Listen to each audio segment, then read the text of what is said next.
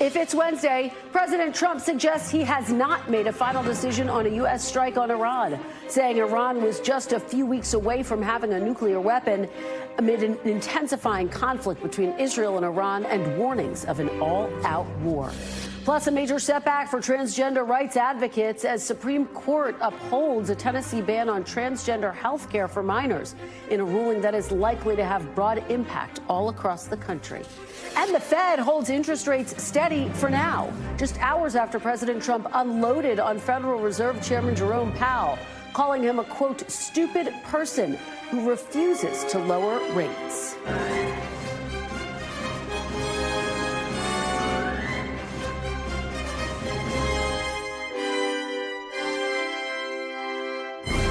Welcome to Meet the Press Now. I am Kristen Welker in Washington with the Middle East and much of the world again on edge as President Trump publicly weighs a U.S. strike on Iran to take out its nuclear program after calling for Tehran's, quote, unconditional surrender. Just moments ago, the president spoke to reporters in the Oval Office about the possibility of the U.S. getting directly involved after senior administration officials told NBC News, quote, all options remain on the table.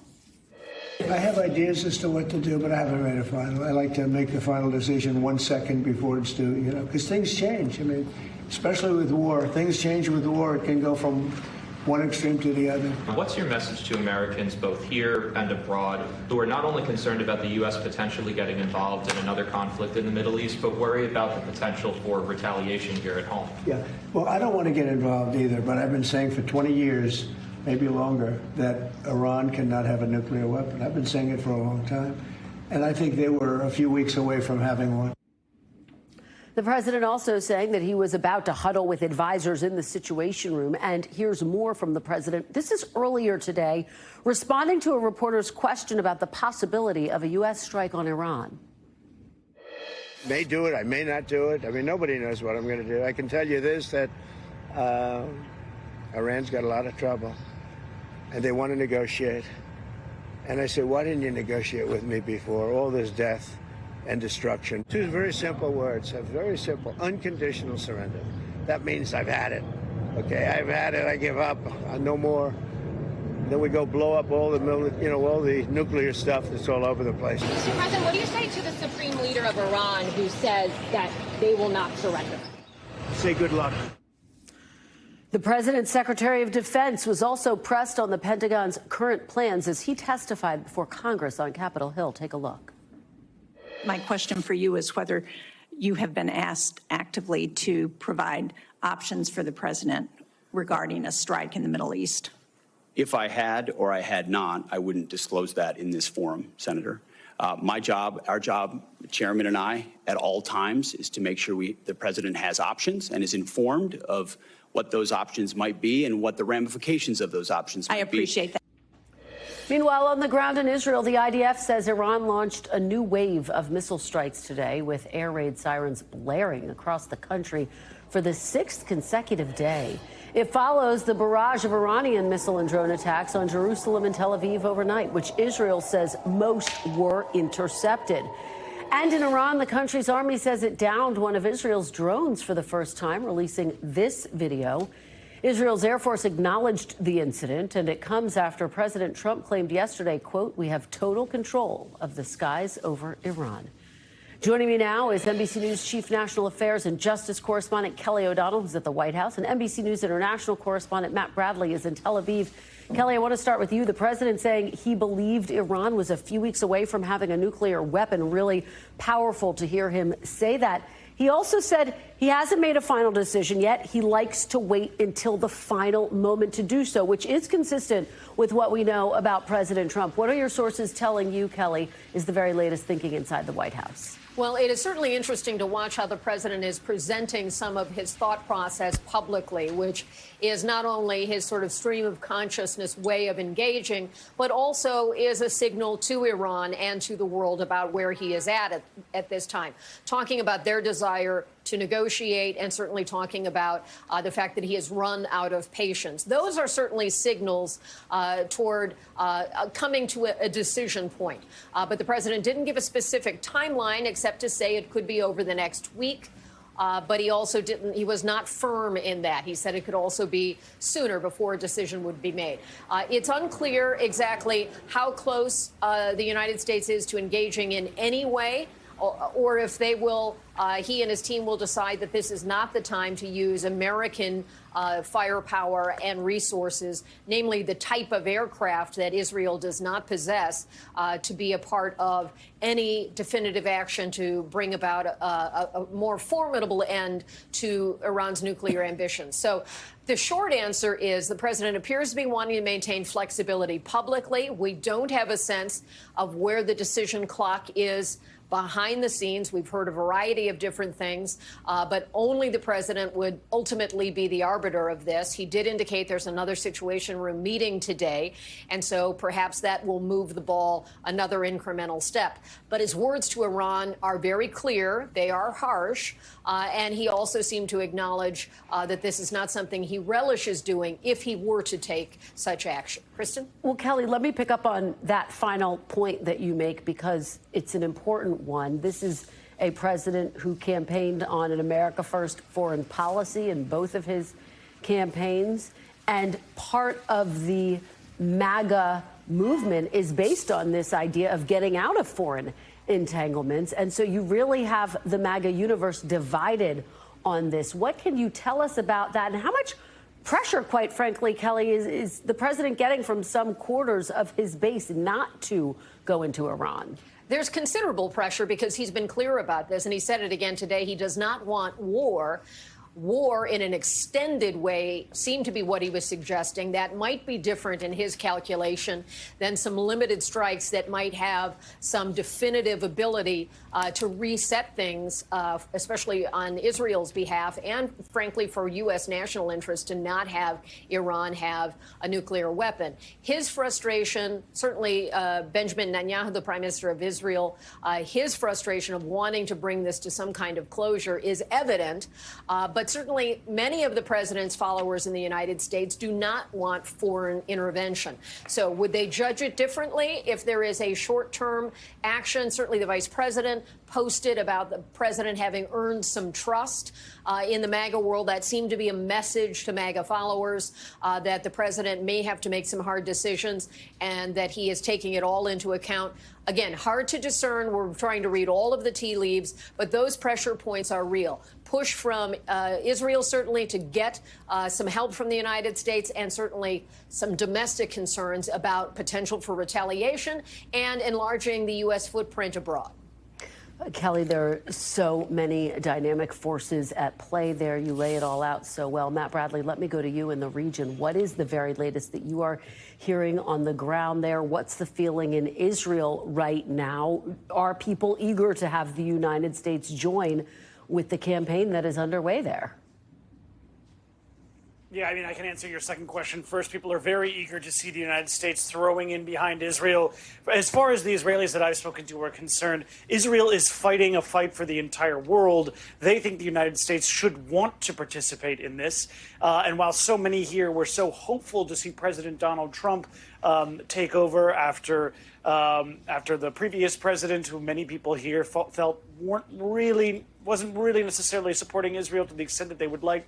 They were hoping that President Trump would be so much better than Joe Biden in terms of his support for Israel. I think that they're disappointed to see the president equivocating like he is right now. But I have to tell you, at the same time, there's all this high hopes for the president pitching in with American weapons to finish the job against Iran. And that's what I keep hearing. The Americans should finish the job. There is this feeling here that actually things have kind of turned a corner over just the past 2 days. It's been well more than 48 hours since we've seen any fatalities here in Israel from Iranian bombardments. We just saw a couple of hours ago another siren, another round of strikes. But they were so diminished from what we've seen even just a couple of days ago, and certainly from what we saw Friday night during Iran's first multiple waves of retaliations that lit up the sky across the skyline behind me. And now it looks as though Iran's retaliations have become feeble, not lethal, and it looks as though folks here are waiting to see Iran just end its retaliations. They're looking already ahead to what's next. And I mean, I think that the big shoe that's about to drop is how Donald Trump decides whether or not to weigh into this ongoing conflict. I can tell you that we've heard from the top people here that even if Donald Trump decides not to help destroy the remainder of the Iranian nuclear program at Fordo with one of these GBU-57s, these bunker buster bombs, the Israelis are prepared to do it on their own. And we've heard this from the top echelons of power here, publicly stating, yes, we would love to see the United States weigh in, but Israel will take out those bunkers with the remaining centrifuges, the remaining capability to enrich uranium, whether the United States helps or not. Matt Bradley, thank you so much for your fantastic reporting. As always, please continue to stay safe. We really appreciate it. Let me now bring in Israeli Ambassador to the U.S., Yechiel Leiter. Ambassador Leiter, thank you so much for joining us. We really appreciate it. Good to be with you, Christian. It's wonderful to have you and your perspective at this really critical moment. You just heard me discussing with my colleague, Matt Bradley, the possibility of the United States joining Israel in its attacks against Iran's nuclear program. What is the perspective of Israel right now? Can you achieve your end goal without the United States support, or is the United States support necessary? I think the support of the United States is important. We've asked the United States to support us in a defensive posture. The administration, President Trump, Congress, the American people have been so kind in providing us with defensive missile systems, the THAAD, the Aegis. They've saved many, many lives over the past few days when these ballistic missiles come careening in from Iran to our population centers. But I think it's important to remember that while our primary objective is protecting our state, our people, I would quote the German Chancellor Merz, who said today that Israel is doing the dirty work on behalf of the world. This is a regime that has spread death and destruction, mayhem and murder around the world, from the Sahel in Africa to southern South America to terrorist groups all around the Middle East. They've threatened their neighbors, and of course, they threaten us with extinction. They've created a ring of fire by their proxies around our country. They sent Hamas to attack us on October 7th. They slaughtered 1,200 of our civilians in one day. They sent the Hezbollah to fire missiles into our northern region. We're now taking out the head of the snake. It's good for Israel. It's good for the region. It's good for the world. Ambassador, President Trump says he has not made a final decision. He says he makes the final decision in the final moments. But do you have a sense of which way the United States is leaning right now? Is it your expectation that you think it is likely that the United States will provide military support and join in a more forceful way in these attacks against Iran's nuclear programs, Fordo, for example? I can tell you this, Christian, since I came to Washington as Israel's ambassador just a few months ago, it's been a pleasure working with the Trump administration. The president says what he means what he says. He shows tremendous leadership. He has a wonderful relationship with our prime minister. They've both been warning now for 15 years that Iran cannot achieve a pathway to a nuclear bomb. He has repeated this some 13 times since he was elected.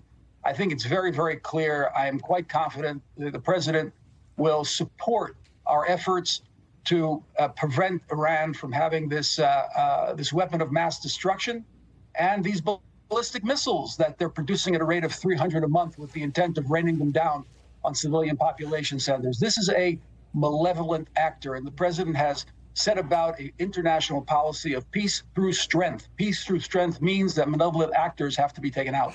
Speaking of which, I do want to play something that we just heard from Prime Minister Netanyahu this week, and we'll do some analysis on the other side. Take a listen.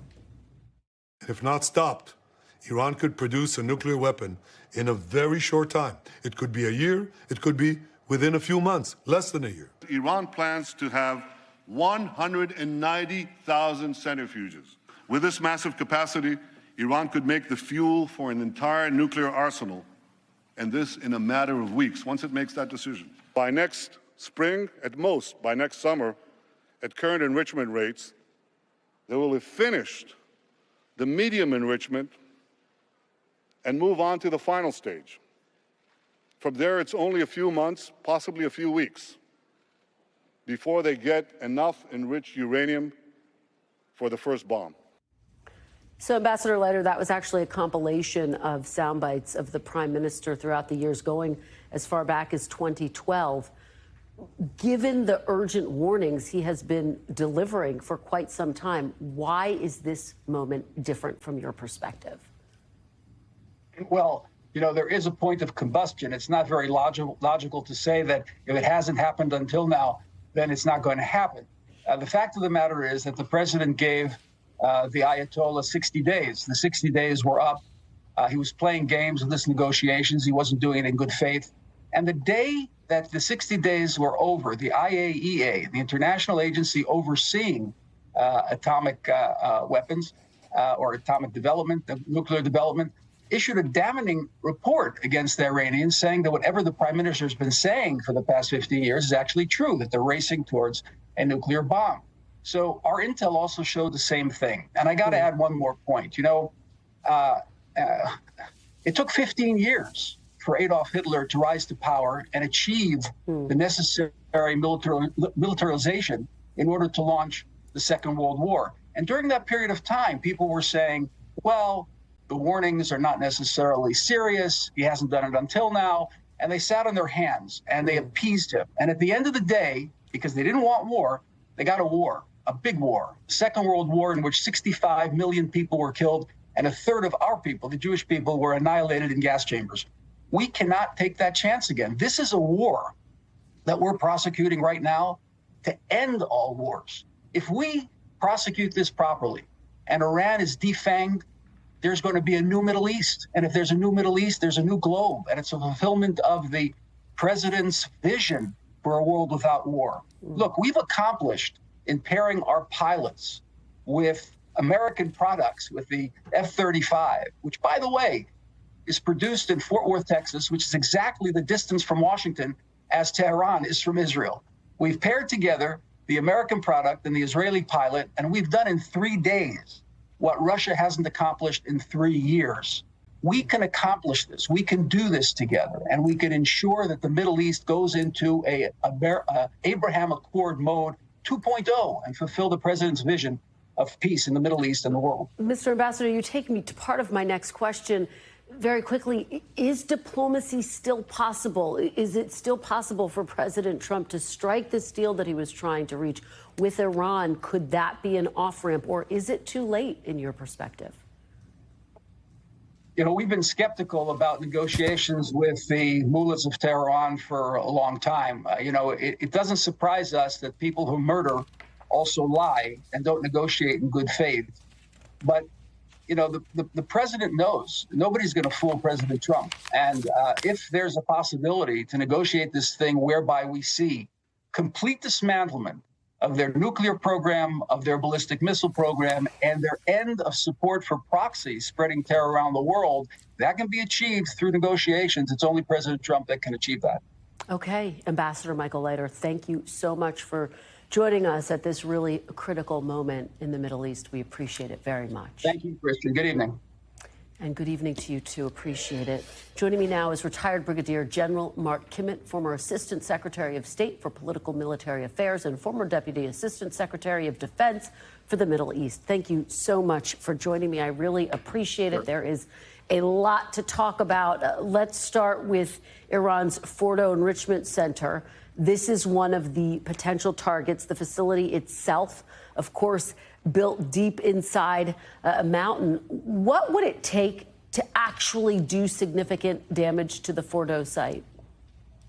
Well, to the extent that the Israelis had not already done a significant amount of damage, the fact remains to the coup de grace to finish this off will have to require some of the GBUs that we have, the bunker busters, the 30,000-pound bombs that the Israelis don't have. May not be done with one, may take 2 or 3 attacks on it. But I'm confident that we've got the capability to knock it out if the president makes that decision. Well, administration officials, as you know, are saying that, look, the president's considering a range of options. The president himself, really in an extraordinary exchange with reporters this afternoon, said he has not made a final decision. General, what do you think the other options look like that the president might be considering? Well, it's really up to the Iranians. I think the option that he is considering is that the Iranians see the foolishness of their lack of diplomacy, their lack of willingness to talk about this. And I think the only other option is for the Iranians to come and say, we are going to dismantle our program in its entirety, allow you to inspect and verify. And at that point, we can call this a day. Well, you know, of course, the justification for this, according to Prime Minister Netanyahu, is that Iran is close to developing a nuclear weapon. You just heard me discussing that with the ambassador. Do you think that the Trump administration would agree to join Israel's military operations if it didn't agree with that assessment? In other words, would President Trump have to see intelligence that led him to believe that that was the case? Well, as I said, it would require, if the Iranians promise to dismantle their program to avoid further attacks, it would not only be on their promise, but there would have to be a harsh inspection and verification regime put into place and significant penalties if they violated. And, you know, I want to ask you a similar question to the one that I just ended my last conversation on, which is there an off-ramp here? And from your perspective, militarily, how can this be de-escalated? Or is it too late for that, General? Look, I think that the Israelis are going to be going after Fordow one way or the other. If they have the Americans help them do it, in fact, that method of bombing it is possible. But look, there's always an off-ramp. We understand there was a message delivered today from Iran through Oman. Look, there's always a chance to stop wars, but they usually stop at the negotiating table, not on the battlefield. So let's hope the Iranians recognize the error of their ways, to use a very trite term, and realize it's over for their nuclear program. The only question is, how much more are they going to pay as a country and as a society for that nuclear program to end? General Kimmitt, very quickly before I let you go, is it your assessment that given these strikes that Israel has launched at Iran, that it is in a uniquely weakened state right now, and that if the United States were to get involved, that could be the final blow to its nuclear program? Yes. Okay, well, nothing more definitive than that. Brigadier General Mark Kimmitt, thank you so much. We really appreciate it. Thank you, Kristen. And we will have much more on this incredibly tense situation involving the U.S., Israel, and Iran throughout the hour. I'll talk to a Democrat on the Armed Services Committee who's also a combat veteran about what comes next and what she learned from Defense Secretary Pete Hegseth's testimony on the Hill today. But first, a major ruling from the Supreme Court upholding a law in Tennessee that effectively bans transgender care for minors. What it means for kids and families nationwide ahead. Stay with us. You're watching Meet the Press now.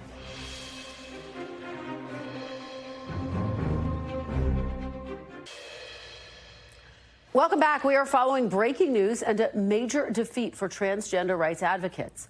The Supreme Court today upholding a Tennessee law restricting gender transition care for minors.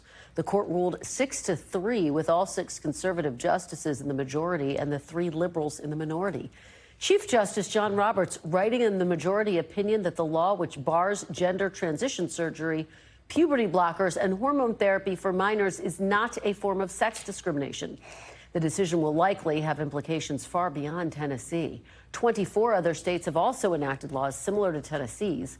Those laws are now more likely to survive potential legal challenges. NBC News senior legal correspondent Laura Jarrett joins me now. Laura, thank you so much for joining me. It's so great to see you, as always. So let's delve into this. What exactly did the Supreme Court say in its decision today?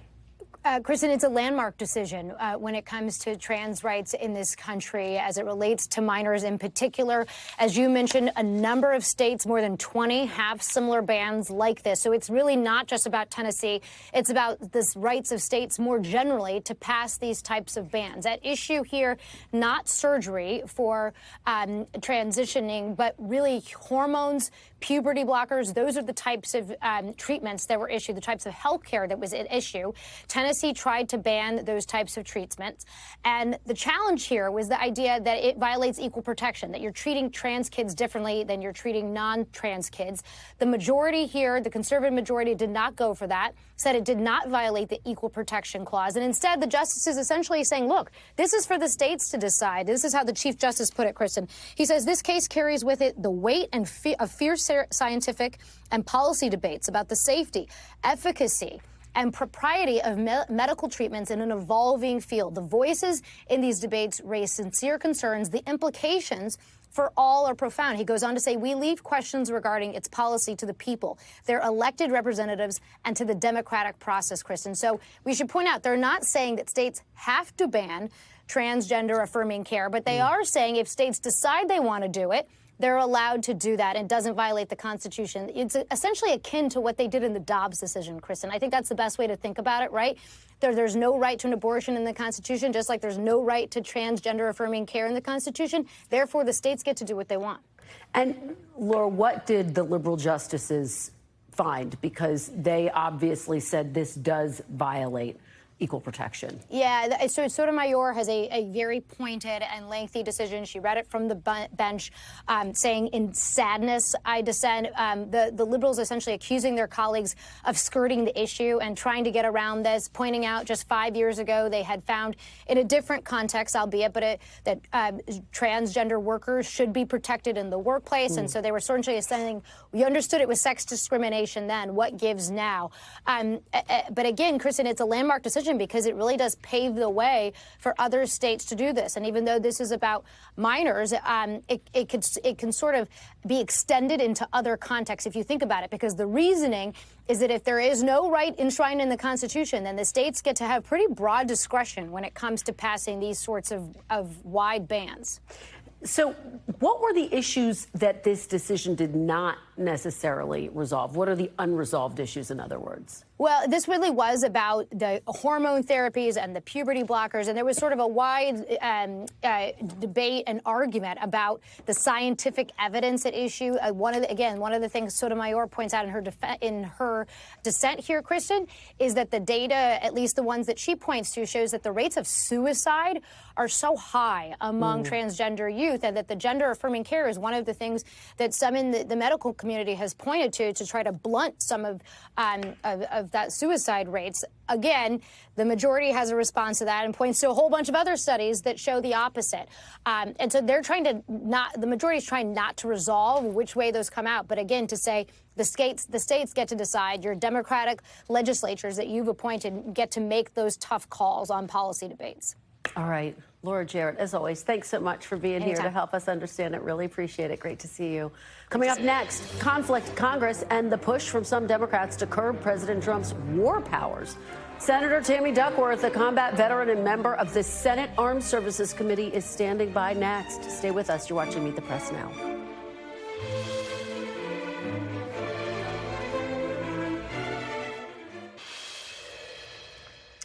Welcome back. As President Trump weighs whether the United States will get directly involved in the Israel-Iran conflict, Defense Secretary Pete Hegseth was on Capitol Hill this morning, and while he was pressed by several members of the Senate Armed Services Committee, he declined to give any public details about what the Pentagon is or is not preparing for in the Middle East.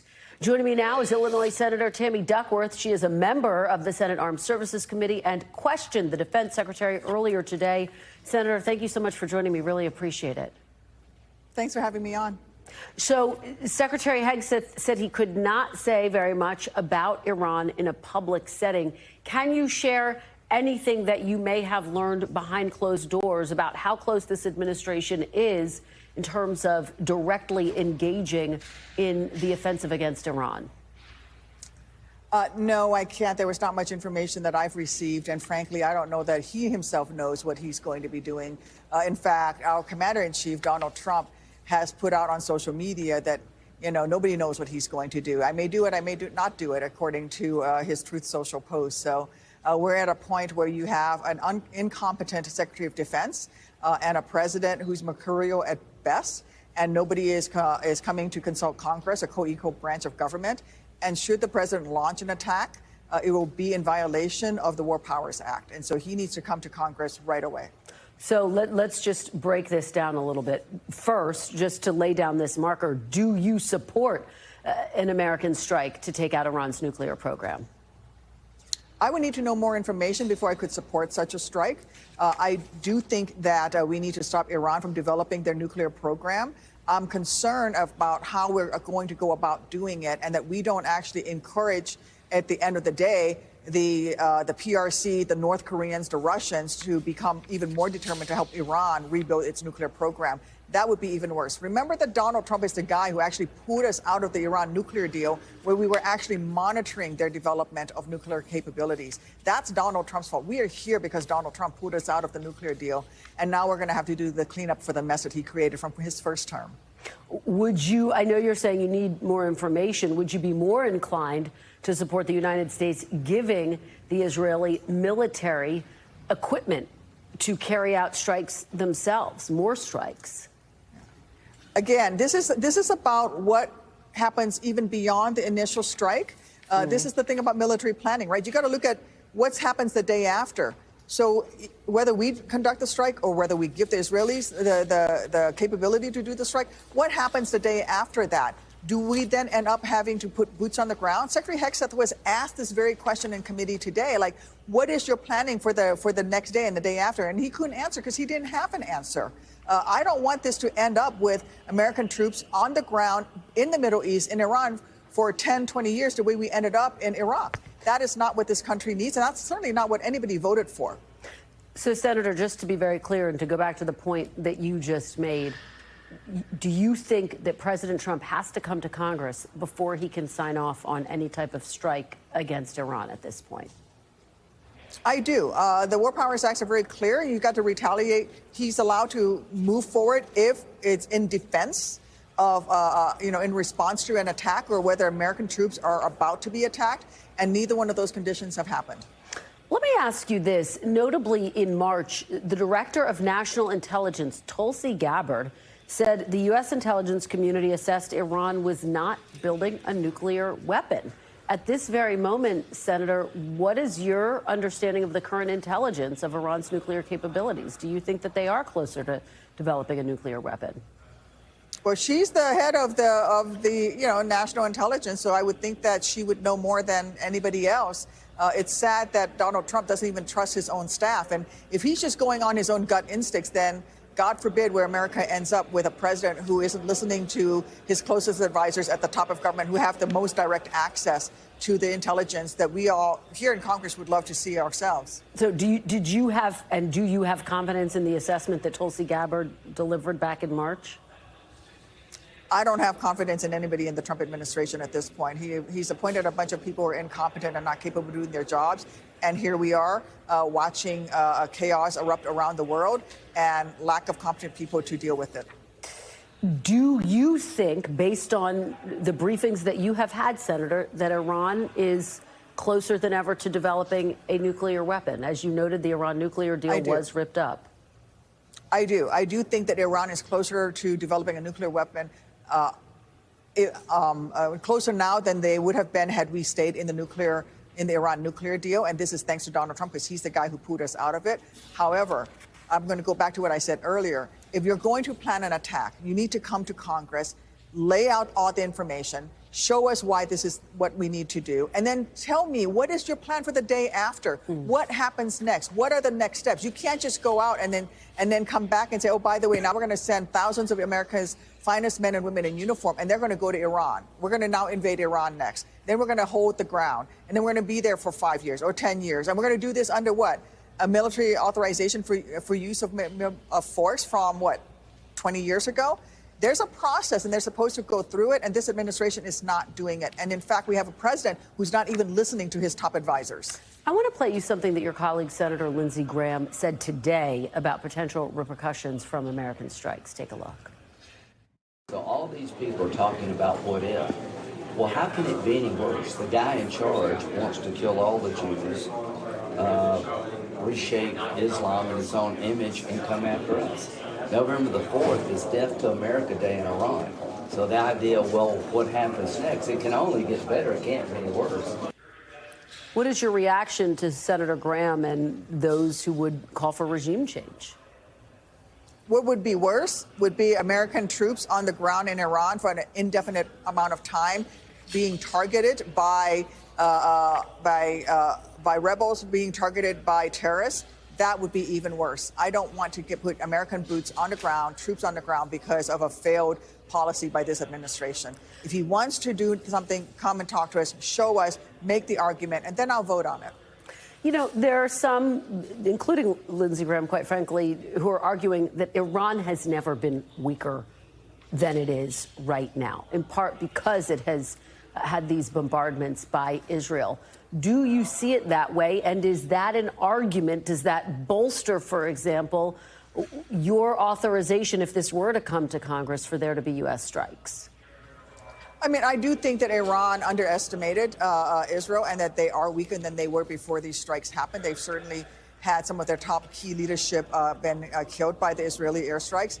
But that is still not a reason to engage directly with Iran. That is still not a reason for us to open the door and start on the on-ramp towards American troops being present in Iran for God knows how long with no exit strategy. We've done that before. We've seen this movie before. Let's not make it. Let's not replay it and do a sequel to what happened in Iraq or Afghanistan.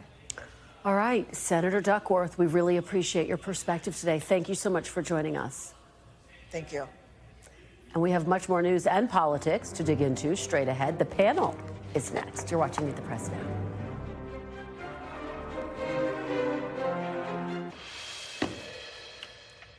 Welcome back. President Trump is caught in the middle of two sides of his own MAGA movement as he considers whether to commit U.S. personnel to Israel's conflict with Iran. Speaking to reporters this afternoon, the president weighed in on the divide among his segment of the Republican Party. Take a listen to what he had to say. My supporters are for me. My supporters are America first. They make America great again. My supporters don't want to see Iran have a nuclear weapon. Very simple.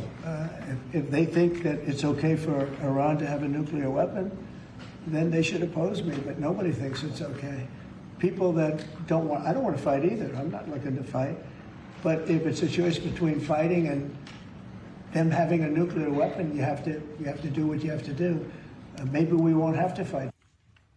Joining me now on set is Sahil Kapoor, senior national political reporter here at NBC News. Simone Sanders Townsend, former senior advisor to Vice President Harris and co-host of The Weeknights on MSNBC. And Jay Shabria, partner at MAD Global Strategy and a former advisor to Vice President Vance. Thanks to all of you for being here. Sahil, I have to start with you. What are you hearing on the Hill in terms of really what's this extraordinary divide inside the MAGA movement? Those who are saying, wait a minute, getting involved in Iran goes against everything that President Trump ran against. And those who, like Senator Lindsey Graham, who say this is a deciding moment. This is a critical moment, and Iran is closer than ever to developing a nuclear weapon.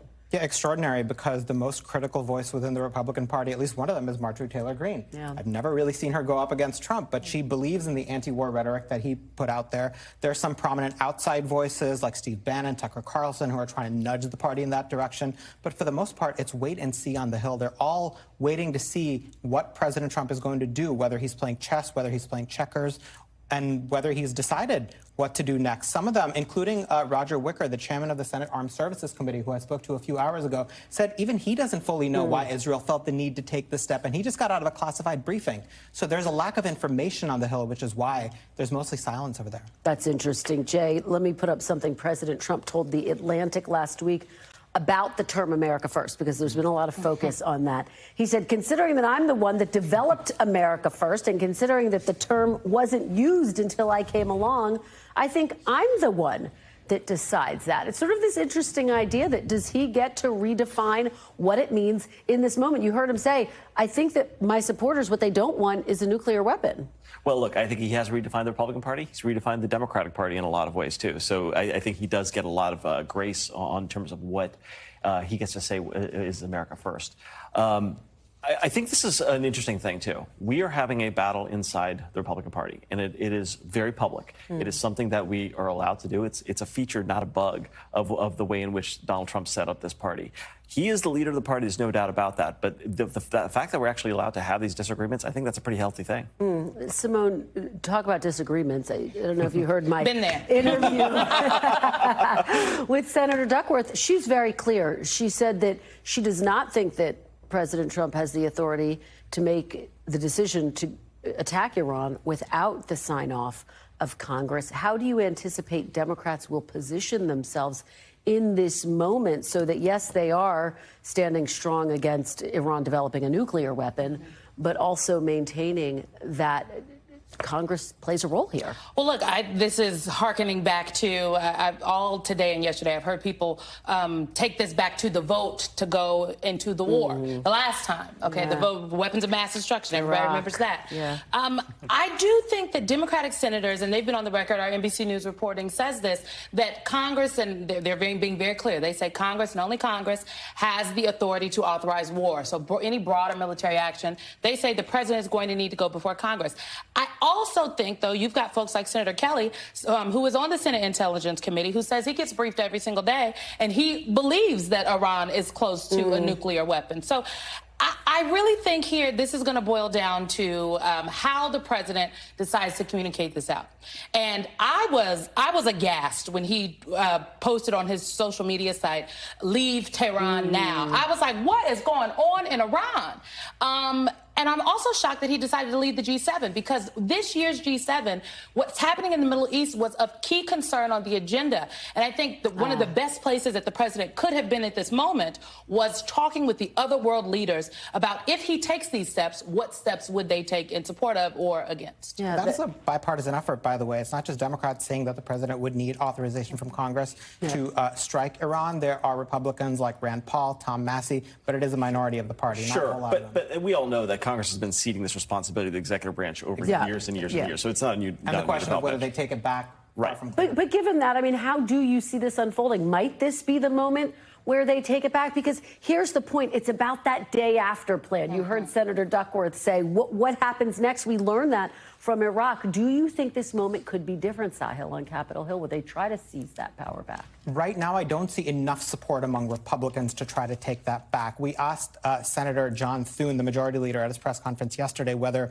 President Trump has the authority he needs to continue doing or to strike Iran, at least in the near future. Thune suggested he does. Roger Wicker, who, again, I mentioned I spoke to Chairman of the Armed Services Committee just a few hours ago, said said Trump does not need any new authorities from Congress right now. The question becomes down the road. If he drags the U.S. into something, if the poll numbers start to turn, if the public says, no, we don't want to get involved into another war, because America First really did mean to big chunks of Trump's base, no more foreign wars. He talked about it like it was easy. He could end the Russia-Ukraine war in a day. He could end Israel-Gaza. It never would have happened on his watch.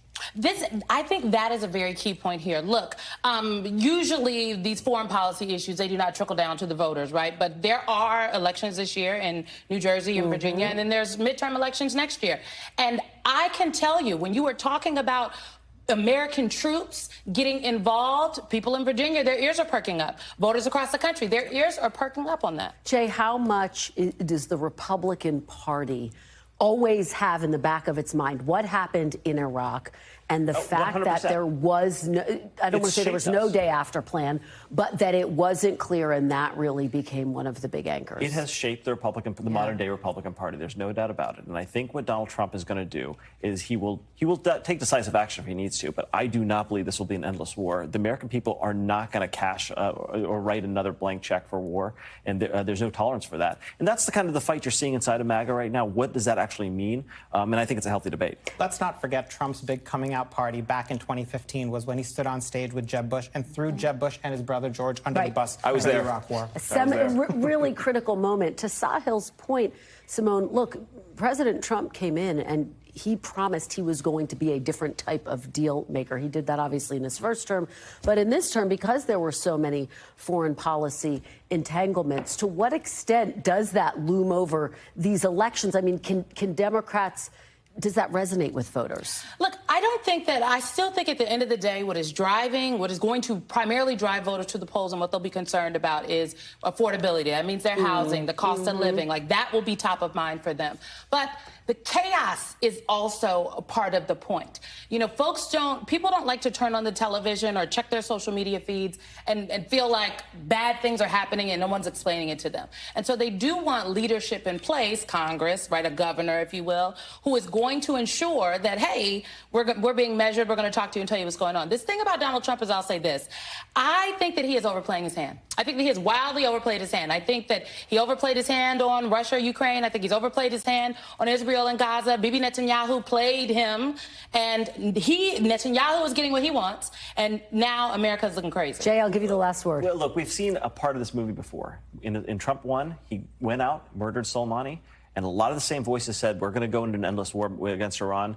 That did not happen. I think we're going to see something similar here, too. All right. Well, I know the world is watching. Thank you all for being here on a really important day. Really appreciate it. Great conversation. After the break, Federal Reserve Chair Jerome Powell takes questions from reporters just hours after President Trump berated him over the Fed's handling of the economy.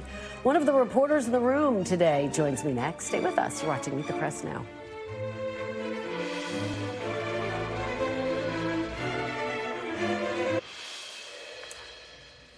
Welcome back. Despite pressure from President Trump to cut interest rates, the Federal Reserve announced this afternoon that it was keeping rates unchanged for a fourth straight meeting, with the expectation that inflation could worsen in the coming months.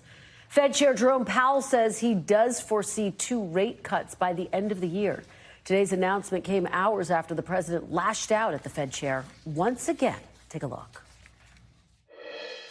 So we have a stupid person, frankly, at the Fed. He's a political guy who's not a smart person, but he's costing the country a fortune. I call him Too Late Powell because he's always too late. I mean, if you look at him, every time I did this, I was right 100%. He was wrong. And he's not a smart person. I don't even think he's that political. I think he hates me, but that's okay. You know, he should. He should. I call him every name in the book, trying to get him to do something. I've been nice to him. I do it always. I don't know how to sell. I've been so nice to him. I do it every way in the book. I'm nasty. I'm nice. Nothing works. He's like just a stupid person. CNBC senior economics reporter Steve Leisman is with me on the phone now. Steve, thanks so much for being here on yet another critical day. Any surprises in the Fed's decision today not to raise rates? Well, I think that the Fed is very steadfast that it's concerned about the tariffs that are coming, and they're not really giving up an inch on that. The Fed chair said that they see meaningful increases in prices coming in the next several months, and that they were not impressed by the recent rather benign inflation reports we have. They think if you basically triple the tariff rate, you're going to have an increase in prices. And also they downgraded their outlook for the economy. So he's not budging in terms of whatever pressure the president is applying on the Fed chair. It seems to be having no effect in their outlook. Well, you know, the Fed is warning that inflation could worsen in the coming months. Do you think, and are economists still predicting that there will likely be 2 more rate cuts this year? That seems to be the case. I mean, it's all very uncertain, and the Fed chair said as much. He said, we've never been through this before. It's never been anything that we have had to forecast before. All parts of the forecast are really up in the air. What is the impact of of the bill in Congress? Will the bill in Congress pass? When will it pass? In addition to the tariff effect, and what will even be the final tariffs? The Fed chair doesn't know that, and nobody really knows that right now. So trying to game that out is very difficult.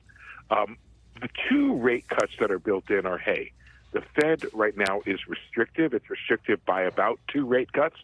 And so there's a belief that this inflation from the tariff passes through the system. If it does, the Fed can cut. But it's really like putting in a place marker because you got to fill out the test, but you don't really know the answer. You know, it was notable because President Trump said today it was too late to cut interest rates. What exactly do you think he may have meant by that? Well, what he's saying is that the economy is already in a position of needing rate cuts. It's kind of an interesting admission on the president's part in the sense that he's saying, hey, the economy is already weakening. But the Fed chair and other economists look at the economy and say, you know what, it doesn't look that weak right now. There is some softening in the labor market. There is some sense that you're going to have a negative impact from tariffs, but it's hardly weak in the sense that it needs immediate rate cuts, and plus you have inflation somewhat elevated. So not only does the Fed chair and apparently the full Fed committee disagree with the president, but the bond market disagrees with the president, as do most Wall Street forecasters. They don't see a need for what the president said, with this 2 full percentage points of rate cuts, which is something you might do if there was an imminent recession right now. Steve, it's always so fantastic to have your perspective and your insights and analysis. We really appreciate it. Thanks so much. My pleasure as always. All right. And we are back tomorrow with more Meet the Press Now, but the news continues with Tom Costello in for Hallie Jackson right now. We thank you for watching, and remember, stay updated on breaking news and top stories on the NBC News app or watch live on our YouTube channel.